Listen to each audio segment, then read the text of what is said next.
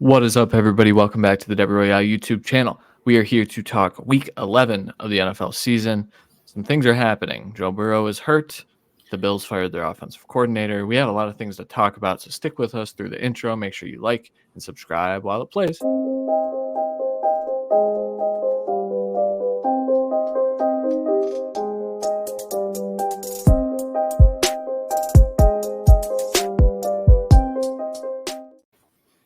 All right, we are back. Week 11 has been eventful already. We are here we're going to touch on the Joe Burrow injury. We don't know a whole lot. We're recording this on Thursday night as it happens. However, we do want to talk about Ken Dorsey being fired. So the Bills, if you didn't hear, fired their offensive coordinator despite ranking near the top of the league in a lot of offensive metrics and things like that. What I want to talk about, though, is what does that do to the Bills' fantasy stock? I know Dorsey kind of got fired for not running the ball enough is kind of what we've heard. They don't necessarily have a back that I think they would do that with at this point. Randy, how are you kind of changing your outlook on the Bills moving forward? I I truly don't know how I want to take it because they're not really running the ball, but like their star running back, James Cook, we want to run, like 8 to 12 times a game. We really want him catching passes and making electric plays. This offense basically runs through just throwing to Diggs and figuring out the weapons pass. And I think they've looked relatively decent. I think Josh Allen has made a ton of mistakes and has thrown a ton of picks this year. They had key turnovers this week, this last week that cost them the game. And honestly, I get it. The defense isn't as great as it once was. You need the offense to be better. You got to try and figure out maybe this lights a fire under them. This is a team that should be, in contention for the division, dominating the conference, and they are struggling right now to be in the playoffs. So I think it was a little bit of something had to happen. Did they state who's calling plays? It's not McDermott, right? It is Joe Brady, who was once fired for not running the ball enough. It was the first thing I thought of too. Yeah. But Joe Brady, we know, like you said, loves to throw the ball and can come up with some creative ways to get some really athletic people the ball. So, I mean, I think if anything, it's status quo for me because I think Kincaid's looked decent. Diggs has gotten the targets. Gabe Davis has had some big games. Khalil Shakir's had some good outings. Dawson Knox, when he was healthy, was doing good things. James Cook has had some big breakout plays at different times. I mean, is everything clicking? No. But have they looked terrible? No. Yeah, I mean, they're 8th in scoring in the NFL, and they fired their offensive coordinator. Right? And I think, sadly, I think it's because Josh Allen's throwing picks. I truly believe that, and James Cook's getting the ball ripped out of his hands. That was Things like that. Those are like mental mistakes, and I think even Josh Allen, some of his picks have been mental mistakes, but some are just like, dude needs to chill out and stop throwing the ball so freaking hard. Like his receivers clearly can't catch it, and that's as much on them as anyone. But I do think Joe Brady will introduce more Dalton Kincaid, which sounds kind of crazy with how good he's been over the last month or so. But I do think that he likes that tight end position. We kind of saw that during his time in Carolina.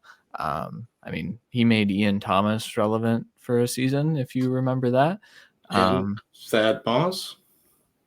Yeah, at LSU. Yeah, so I think that's going to be the main thing. It'd really be fun to see this offense with Dawson Knox healthy. So I mean, down the stretch, I don't know when his projected timeline is. He's been out for a while, so it's got to be coming up relatively soon. Yeah. So other than that, I mean, like you said, the offense is kind of okay. It's not awful. I think if anything, it's just going to be, maybe there is a little more Fournette mixed in because Fournette clearly hasn't been ready. They haven't, even introduced him to the lineup. They haven't activated him on a game day yet. So maybe that's the change as they move away from Latavius and go kind of over to Fournette. Maybe that opens something up. But overall, this team just needs to figure something out because I think I could argue that, the next thing that we're about to talk about, the Deshaun Watson injury, certainly helps their chances of making the playoffs. But I would say they're on the outside looking in with how tough their schedule is down the stretch. So it's tough. All right.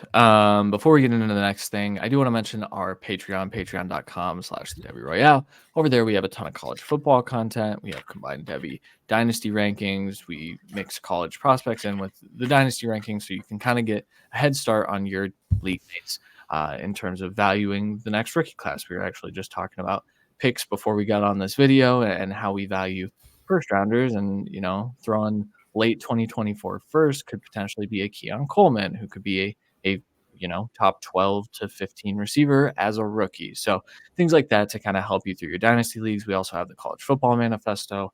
It's a huge 400-page document with a ton of scouting reports, info on all the teams, things like that. And then we also have an active Discord with start sit advice. We talk bets. We talk a lot. It's really active and it's a good time in there. There's going to be a ton of NFL draft content. I kind of mentioned that on last week's episode as well, but that's going to be exclusive to patrons. It's going to be $3 a month. Our middle tier will include all of those things. So check it out, patreon.com/Debbie Royale, and consider joining today if you like the content. All right. We have to talk about Deshaun Watson. So, Deshaun Watson's out for the year. He had a second shoulder injury this year, recovered from his labrum injury. Labrum, right? It was a labrum. Came back and then fractured his shoulder, broke his shoulder. And so now he is out. He's having surgery here the next couple of days, I believe. The Browns' current situation is that they are moving away from PJ Walker, who got them a couple wins, and going to Dorian Thompson-Robinson starting this weekend. First question, any interest in starting DTR again? He's talking a big game. Yeah.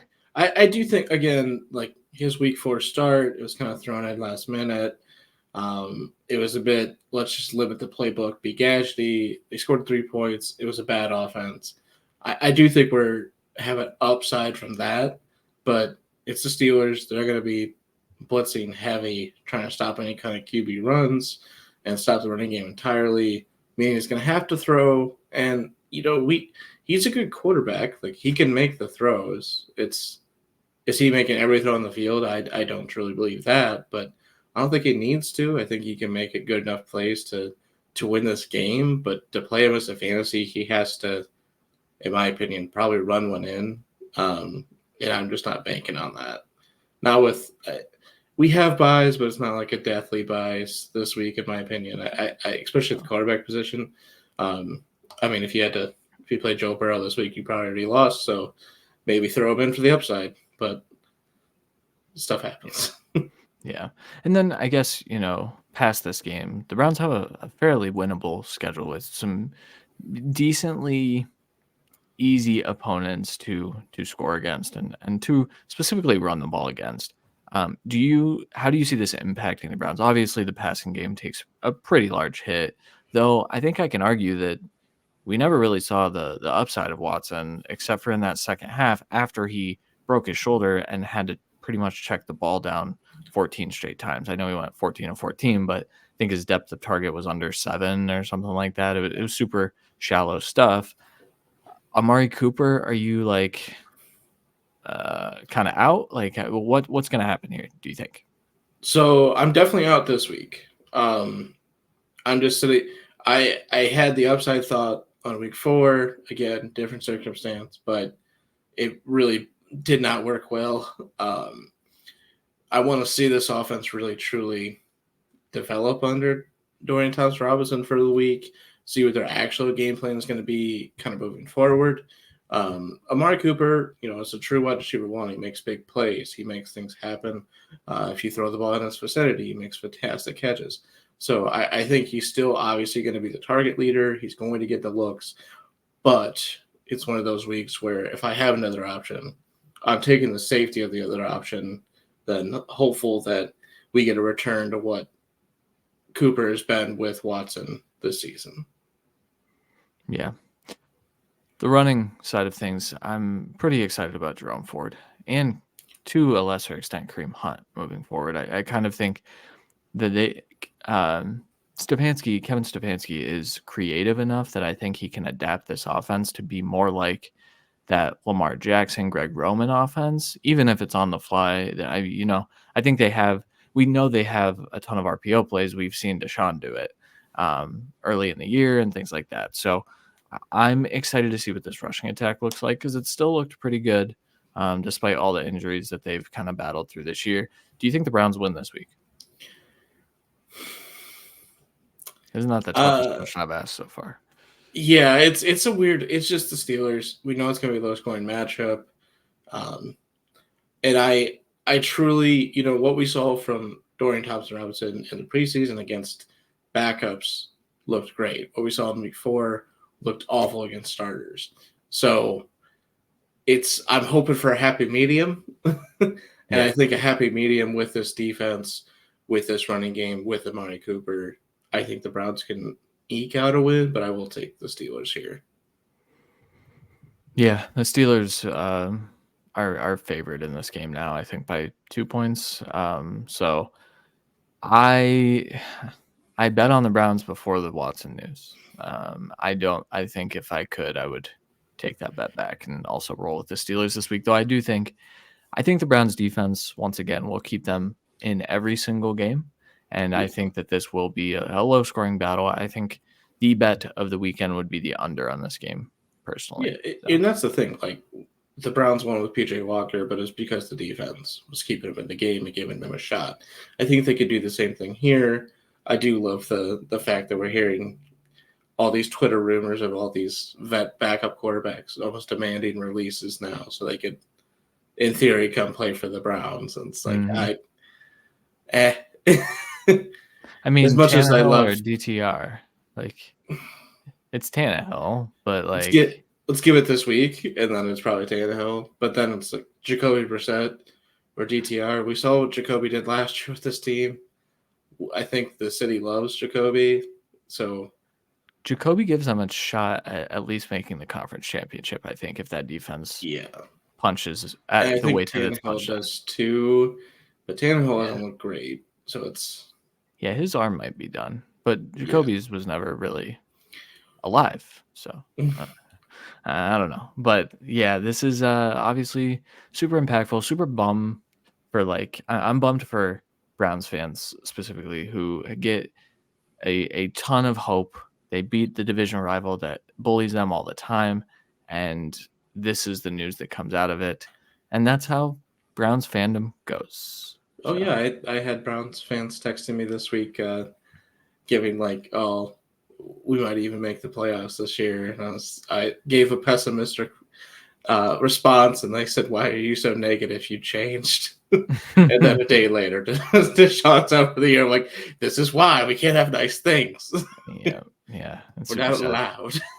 Right. Well, we had one nice thing. This is the only thing we get. Right. Once in literally lifetime. Yeah. Speaking of franchises that can't have nice things, although they've had a couple nice things over the last few years, Joe Burrow. Yeah, and he hasn't seen the graphics yet. This is clearly a new graphic. It just happened 10 minutes ago. It did just happen. Yes, I live created that graphic pretty much. It was very close to recording time. But Joe Burrow is ruled out for the Thursday night game. Where, like I said, it's still going on right now. However, he can't grip the football. He can barely lift his elbow over his head to throw the football. I've seen some speculation that it's, there's a little bone in your wrist right here that it causes you to lose that grip and causes immense pain. It's a very difficult injury to manage. If Joe Burrow's out, the Bengals are done, right? I don't think their defense 100%. Is on the same level as the Browns. So that's why I think we give the Browns the benefit of the doubt. Joe Burrow is the Bengals, right? Yeah, he is. I mean, there's a reason when he was banged up with his calf, Jamar Chase was like, hey, sit out 6 weeks if you gotta, because we'll win the other 12, or the other 11. He truly carries his team. Obviously, a lot of weapons around him to make him better, but I, I don't envision their backup uh, leading them from the fourth place in the division to the playoffs. Yeah.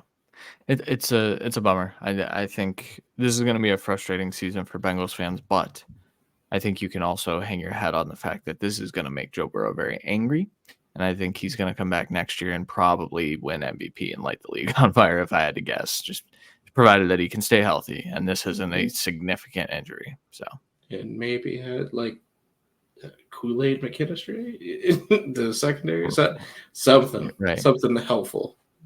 Yeah, for sure. I mean, and I think this team is still set up for success, but I do think if this is a significant injury, even if Burrow misses 3 to 4 weeks, they're done. He already missed Yeah, enough yeah, and time. it could just be something like nerve where it got hit and he just doesn't have it right now. It could be Yeah, something very small. Like we're kind of expecting the worst just because of what we saw on the sideline. I think that's dangerous, but it's kind of what we have to do, for especially sure. recording this on Thursday. Yeah, yeah. Game's not over. All right. Speaking of games, let's talk about. We're gonna go through our 3 game previews.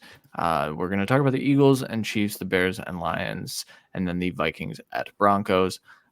Just full stop. I picked the Bears at Lions because I'm gonna be at that game and I want to talk about it before I go to that game. So excited for that one. But we're gonna start with the Philadelphia Eagles and the Kansas City Chiefs. The Chiefs are 3-point home favorites. The over/under in this one is 45.5. Both teams coming off of a bye, so I do enjoy that nature of this. The Chiefs probably had a nice little self-scouting moment with their wide receivers. I will say that I think that this passing attack is going to look much improved out of the bye. On the other side of things, the Eagles are kind of firing at the top level, so I don't have too many concerns with what they're doing. How do you think this game plays out? Are there any pieces for fantasy that you're looking to avoid this week? Are you concerned for like Rashee Rice, Devontae Smith, even like where are we sitting there? No, so I think like Rasheed Rice, spoiler, isn't one of our against the grains. I think he was definitely in contention coming out of the bye. He's been one of the more consistent options in this offense besides Kelsey, obviously. So I do think there's a chance he gets an overemphasis coming out of the bye. I think there's a small chance for Sky Moore there as more of a gadgety, but him and Tony haven't lived up to anything this year, so I wouldn't be shocked if that continues and they just focus on Rasheed Rice. Devonta Smith, we're waiting on the impact of the Goddard injury. We haven't truly gotten to see that. And I think we see it this week with Devonta Smith having a big week alongside A.J. Brown. Swift should have a decent day. Both run defenses are relatively good. So that's my only hang up is like Swift to Pacheco would be my, I don't know. Yeah, I think that's fair. I'm curious to see how this plays out. I do think this seems like one of those games where both offenses coming out of the bye, I think they're going to be firing on all cylinders. So I think that we're going to hit the over kind of easily in this one, personally. Now, I will say both defenses have been playing kind of out of their minds, especially the Chiefs, I think, are more impressive based on their personnel. The Eagles have a star-studded defensive line. We've talked about it a lot on this show. Yeah, I mean, I guess the one player that I would be looking to sit if I had better options would be Isaiah Pacheco. I do think Swift gets involved. Pacheco just through that Eagles defensive line, I'm not super pumped about that. I do think the Eagles stay competitive in this game. I think the Chiefs win this game, and I think we hit the over. I'll take the Eagles in revenge game for the over. Ooh, I like that. Yeah. All right, next one. Chicago Bears at Detroit Lions. The Lions are 8-point home favorites. The Lions started at 9. It moved up to 10, and then it came down to 8 when Justin Fields was announced as back, which is very exciting. The over-under is whatever number's on that screen that I can't see because it kind of faded away. And 48, I believe. Yeah, that's what I think it says. And so over-under in this game, super high. Expectation is that both offenses, but very specifically the Lions offense, is going to be able to do something. Now, I want to put a little hesitation on that because the Bears defense has been punching way above its weight for the last really 4 weeks, but specifically in the last three, they've been very, very dominant against the run, which is what opens a lot of things up for the Lions. So, Randy, how do you see this one playing out? Justin Fields is back. Are you playing him this week? Do you think he's a top 12 quarterback, or are you nervous because the last time he played the Lions, he threw a pick to Aiden Hutchinson? I'm not really nervous because of that. First game back, what we Lion. saw this offense try and do with Bagent, I do think they're going to come out with a good game plan for Fields. Before his injury, he had two really big games. So I think he's coming out full swing again. This offense has looked decent. There's a chance Khalil Herbert plays this week, adding to that running back room to really give them kind of a altogether one weapon in that backfield. You have good receiving threats, Komet's coming out of his shell a bit. And this defense, like you said, they got healthy in the secondary, got some leaders back, and that gave them some juice. And then you brought in Sweat, and it clearly has added to that feeling. They feel confident. That might go away this week, but I think the secondary is playing very, very hard. They're going for big plays, and that's what's kind of getting me. So that's why I think it does. I'll take the Bears to cover the points, but I do think the Lions win in the over. Yes. So on the Justin Fields front, I think there's been a lot of stock put into whoever it was, Collinsworth, whoever was on that one broadcast and saying like Justin Fields can take some things that Tyson Bagent's doing and implement that and like watch his film. And a lot of people were mad about that in Chicago. That was 100% correct. And I think that him sitting on the bench and kind of seeing the game from a different angle might make him an even more confident quarterback. And so I do think that this is a very competitive game.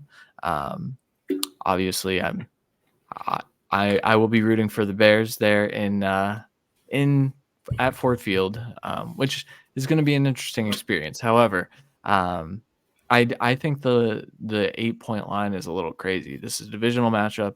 I think maybe 6.5 would be the line that I'd be skeptical on.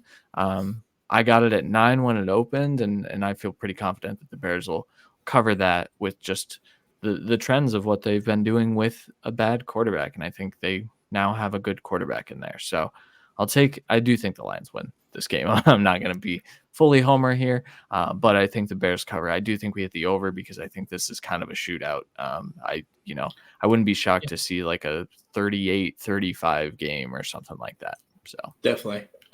Start the obvious. Getting cute. Yeah. I'm not about. I mean, DJ Moore.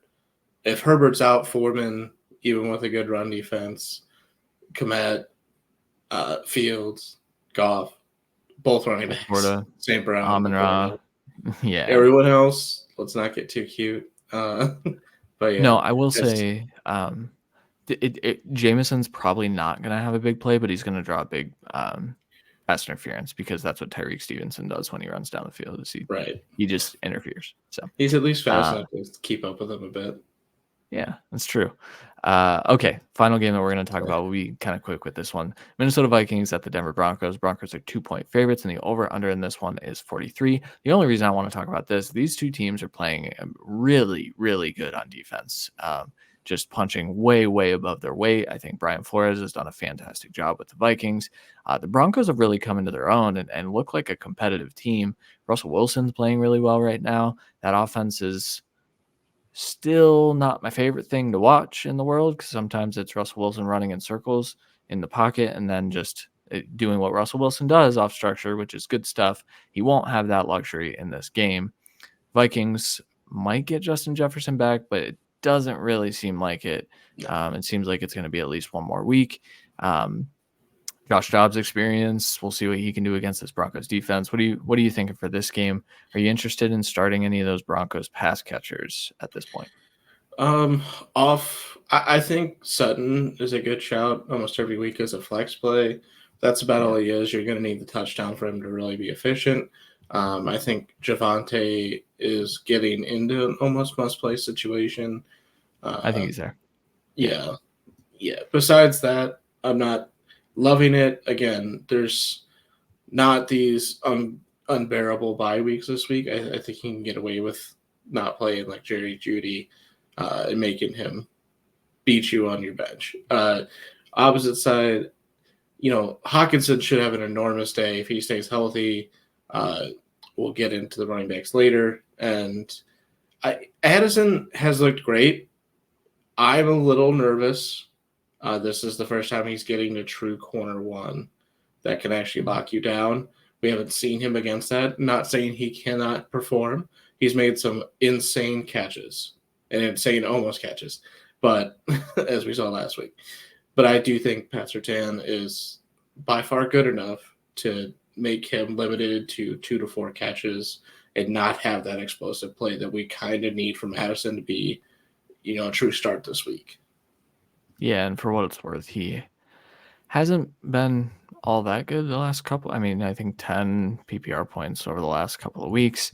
I am curious to see how much shadowing happens in that matchup. But I I would personally look for other options other than Addison. Yeah. I think. Yeah, if I'm the Um, Broncos, I just don't like it's him or Brandon Powell. There's a chance Osborne plays this week, but like if it's just him and Powell, like how are you not just shadowing? well, and that's the thing is like just take Addison out, worry about Hawkinson, Yeah, you could and I double think him you're with fine. Simmons in there. Simmons is one of the better cover safeties. I still think Dobbs loves the tight ends. It's just impossible to avoid. I mean, obviously you're playing Hawkinson, but he's the way this offense moves the ball through the air. Yeah. Yeah, I don't actually know where to pick here, but I think I'm gonna go Broncos to cover that, just win by a field goal, and I'm gonna smash the under personally, Um, even though it's low. That's I low was gonna enough. say it's low. I mean, it's not like 36 points, but like I'll take the Vikings and the over, just barely. Big opposite of me, guy. Eh? Yeah, Okay. well, Every week we do our against the grain fantasy starts. So these are not guys that you would just automatically plug into your lineups. This is your first time. We won't be talking about Javonte Williams, for example, because like we said, he's pretty much a must play at this point. Plus, with some of the bye weeks, you pretty much put him in your lineup and you say, sounds good. Randy, who's your against the grain start this week? yeah, and we talked off air. This was a little bit of a rough week for me because there's just so many people Mm-hmm. that I think a lot of other places would just pick as kind of like a sleeper start, and I just wouldn't do it. But Ty Chandler is my guy this week. Again, Madison just got some limited work today. This is his first time back on the field at all since the concussion. I personally don't think Madison plays this week, and for that, I think it's wheels up for Chandler. He should have a good game. He had 15 carries last week, had a decent game, touchdown. I think we're getting a committee backfield with Chandler taking more and more touches.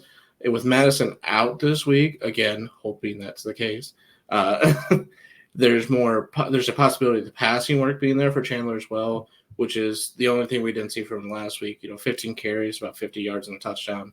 That's a good game on the ground for a guy that's just kind of being put into the lineup. So if he can get a couple catches in there, another 15 carries, we're looking 15 to 20 touches. I'm going to take that from running back this week as a flex. Yeah, dude, very valid. I highlighted Ty Chandler as a potential fantasy performer last offseason when I wasn't sure if Madison would win that RB2 job behind Dalvin Cook. I'm excited to see what this looks like. I was excited to see him get in the end zone for the first time. I think that was really good. So yeah, that's a good call. I think I have him in a league where I have to play him, which is embarrassing. Yeah. So I take do that. think last week is what we saw, what we thought we'd see this year Mhm. from him. We thought he'd be the split back, getting a lot of the rushing work, with Madison being kind of the both guy. With him out, sky's the limit. Yeah, for sure. All right. Mine is Adam Thielen. And, we talk about, against the grain, this guy is performing so well. If you look at Adam Thielen's last few games, you are not automatically slotting him into your lineup, but I am advocating for it against the Cowboys defense that's been, quite good. However, Frank Reich is now calling plays again. And when Frank Reich called plays at the beginning of the season, the offense ran much, much better. But B, they were getting Thielen the ball down the field a little bit more. He was the primary read on almost every play, and he was getting open. He's still doing Adam Thielen things. He's not as washed as I anticipated him being. He scored a ton of fantasy points on a ton of targets, and I think those tons of targets come back this week. It's worth noting that the Cowboys don't shadow. They don't even really have the most formidable secondary. I think their secondary is just fine at this point. It's the pass rush that scares me a bit with this, because in order to get the ball downfield, Bryce Young has to have some time. That's my one hesitation, but really, I think Adam Thielen's probably going to see 10 to 15 targets in this game minimum, because Carolina is always going to be behind the ball. They're always going to have to throw the ball to continue being in this game. I think this offense goes back to what it was. And I think Adam Thielen probably pulls in 8 catches for 75 yards. And if he gets into the end zone, that's probably a wide receiver 1 week. So I know that it's scary at this point, but Thielen is in all my lineups. So I would say start him this week. Yeah, I would start him over a lot of people. Just yeah. Maybe Jamar Chase, if I could turn back time. Well, that's a whole different issue. I mean, I would definitely say, I think he's a locked in, top end wide receiver 2 this week with that touchdown catapulting him into wide receiver 1. I mean, he's been a top 5 receiver 3 times this year. It was the games that he got 14, 13, and 13 targets. He got 10 last week with a different play caller. You can't get 4 more targets? Come on. Yeah. And better targets too. I think Reich does know this offense a little bit better. I think he calls it better. The offense still sucks for what it's worth. I think this offense is atrocious. However, I think that Thielen can succeed in it this week. Would you start him or Amari Cooper? Thielen. Yeah. Safety. Yeah. I think you're almost guaranteed 10 points from Thielen this week. Yeah, for sure. All right, that'll do it for this episode of the W Royale NFL show. Randy, do you have anything to add before we get out of here? Slightly jealous of Christian being at the Lions and Bears game. I'll be at my own game tailgating for the Browns. Unfortunately, not as good of a game, I don't think, as yours, or at least it's fun. It might be closer somehow, but it won't be as fun. But we'll be drinking, so same. Super, super, super cheap drinks when we first get in the door, and we're getting there early enough to be one of the first people in the door. So it's gonna be a good time. Smart.